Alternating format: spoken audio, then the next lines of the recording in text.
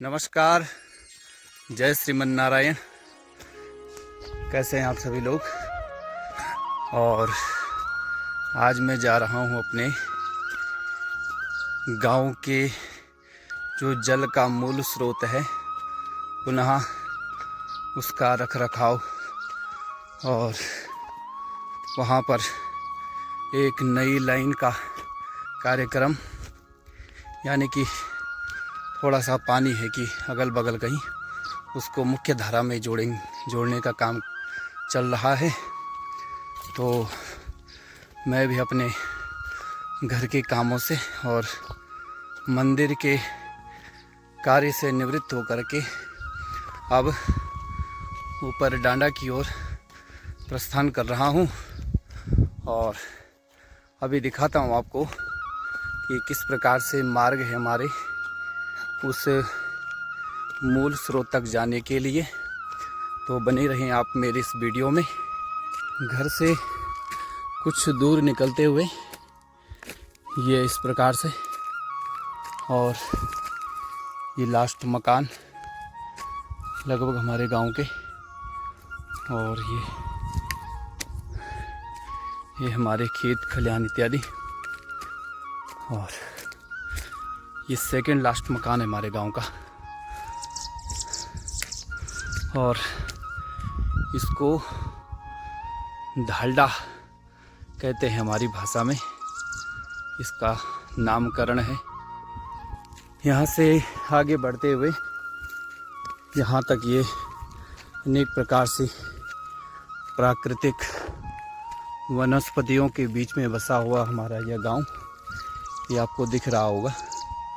पूरा संपूर्ण स्वीर गांव ये इस प्रकार से, ये पंचायती घर और ये गांव का पूरा एरिया ये स्वीर है। और ये नीचे वाला कोटी गांव है आपका, और ये नीचे वाला पाली। इस प्रकार से ये खाड़ी आदि की रोड है।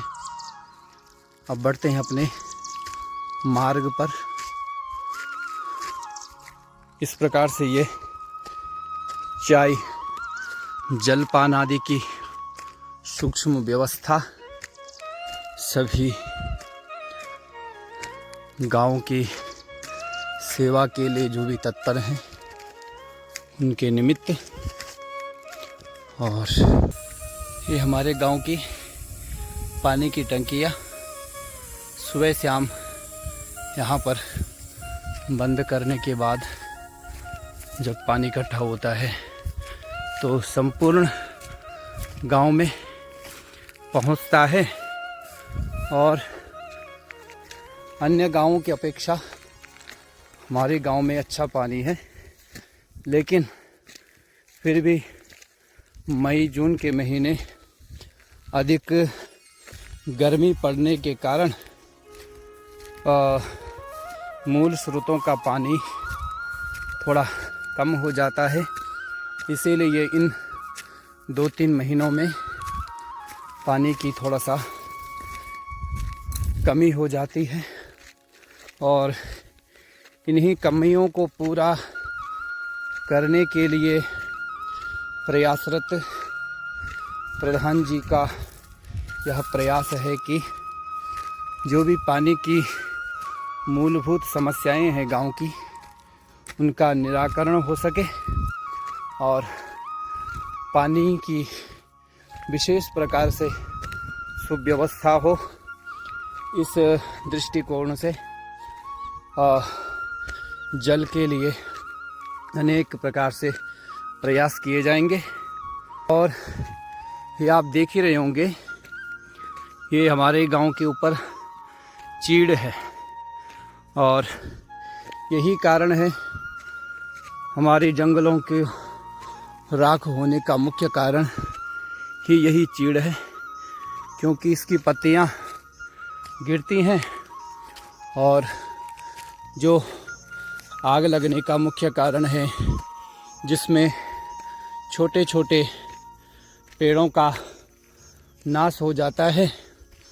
और हमारी दृष्टिकोण में तो सबसे उत्तम वृक्ष हमारे जंगलों के लिए बांज का है, बुरांश का है और बांस इत्यादि के वृक्ष ही मुख्य होने चाहिए हमारे जंगलों में, जिससे जल आदि की कमी नहीं होती।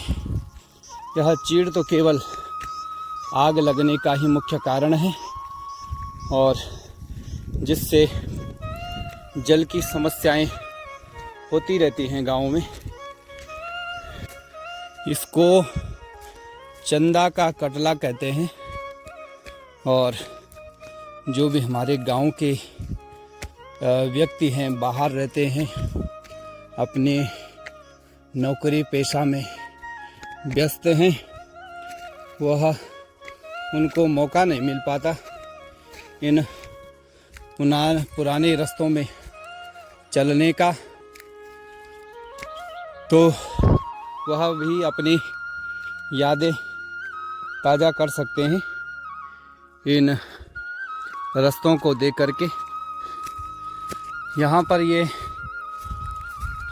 भाम्बू का खाला बोलते हैं इसको, और यहाँ पर बरसात में खूब पानी की धारा बहती है और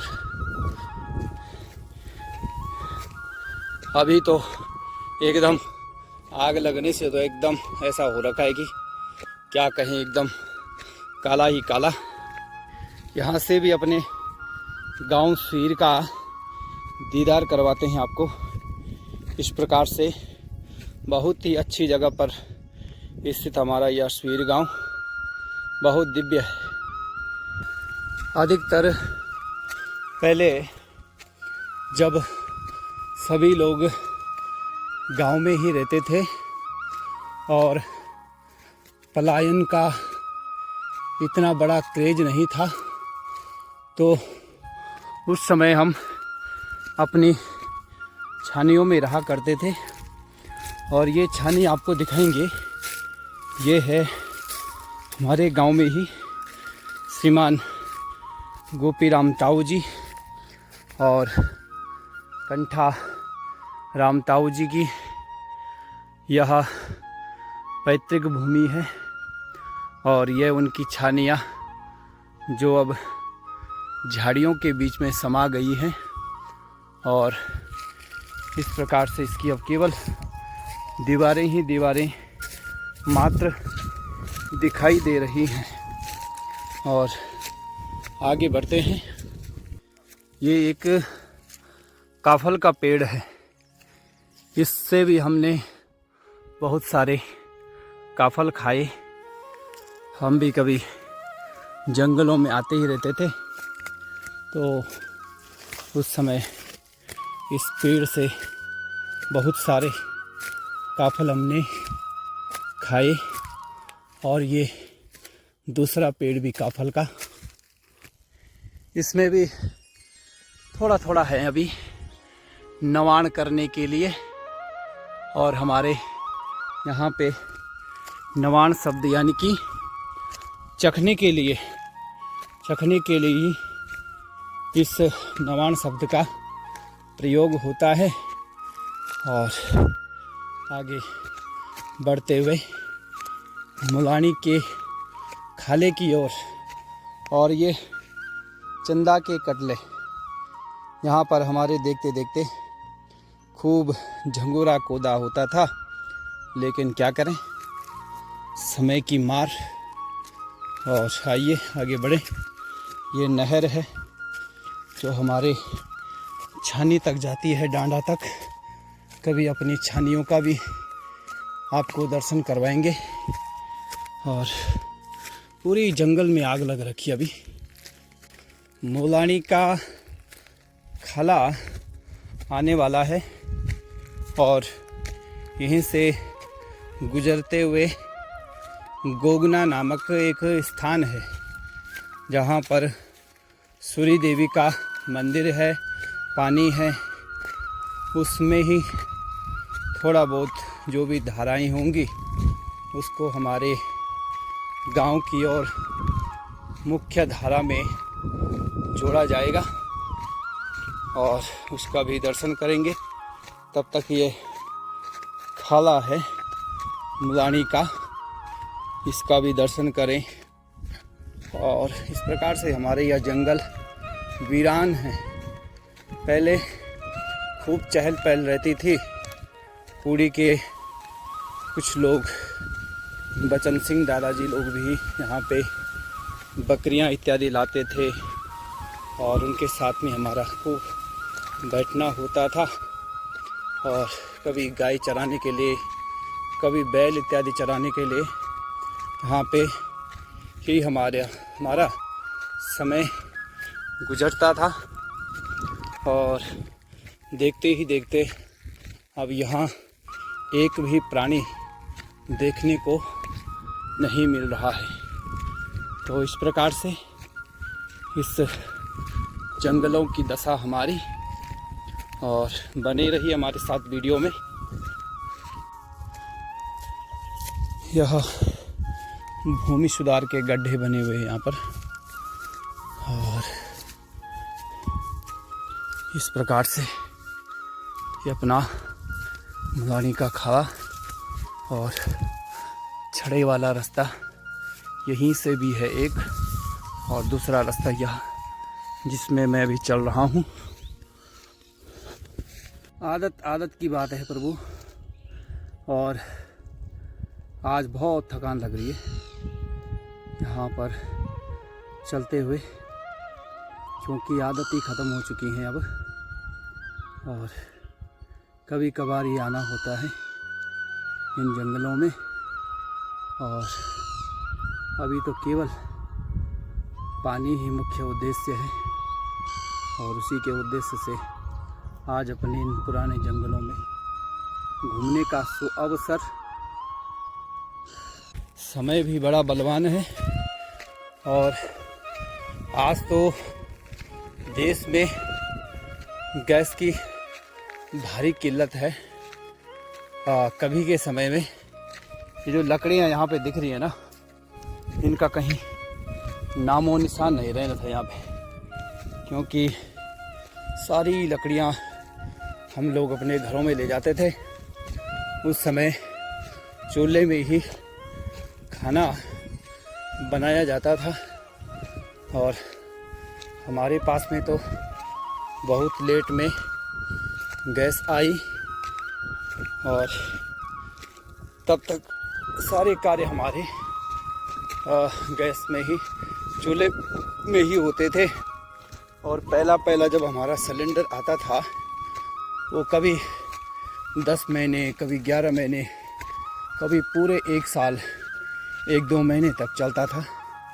लेकिन आज का समय है केवल 25 दिन और 30 दिन के भीतर गैस ख़त्म हो जाता है। और ये बड़े बड़े पेड़ हैं, सारे इनको निपटा देते थे हम लोग, पर क्या करें,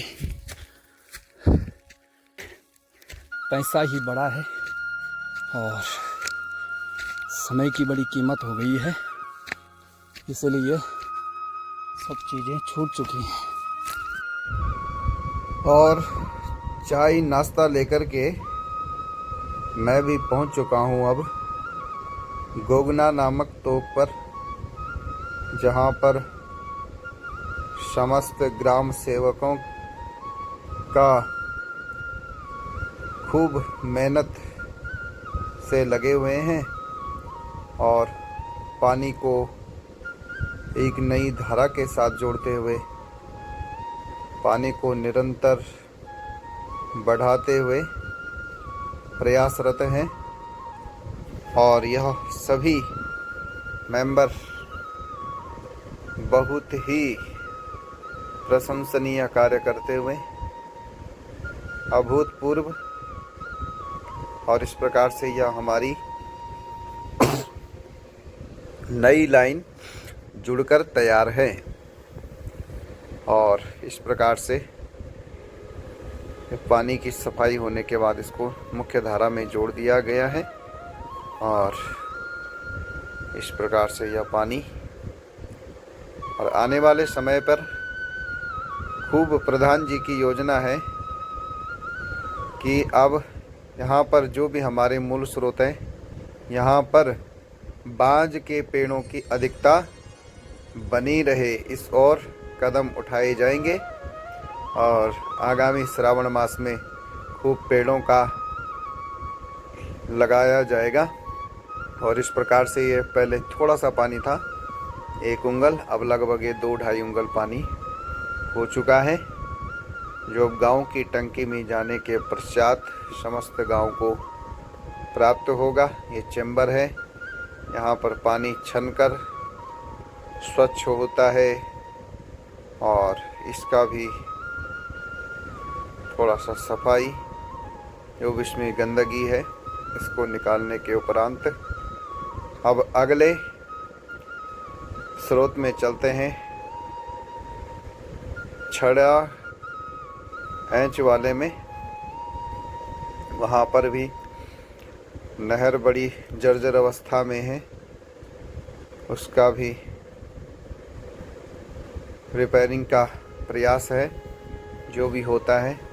तो इस प्रकार से यह पूरी खोखली हो चुकी थी यह नहर, और सभी लोगों का प्रयास कि इसको, इन गड्ढों को भर करके, क्योंकि यहाँ से पानी निसरता था और वह नीचे चले जाता था, और यहाँ पर सभी लोगों के द्वारा वाइट सीमेंट लगाया जाएगा और यथाशक्ति जितने हो सकते इन छेदों को बंद किया जाएगा। यह पूरे एकदम खोखले से हो रखे हैं और ये अपने हिमांशु भाई साहब तैयार है मसाला के साथ में, और इसको लगा करके हमने कंप्लीट कर दिया है सभी लोगों ने मिलजुल करके। और अब इस चैम्बर की सफाई के उपरांत चलते हैं घर की ओर। तो धन्यवाद आप सभी का, आपने इस वीडियो को अपना समय दिया। वैसे ही प्राकृतिक वीडियो को देखने के लिए हमें फॉलो कीजिए। जय सिया राम।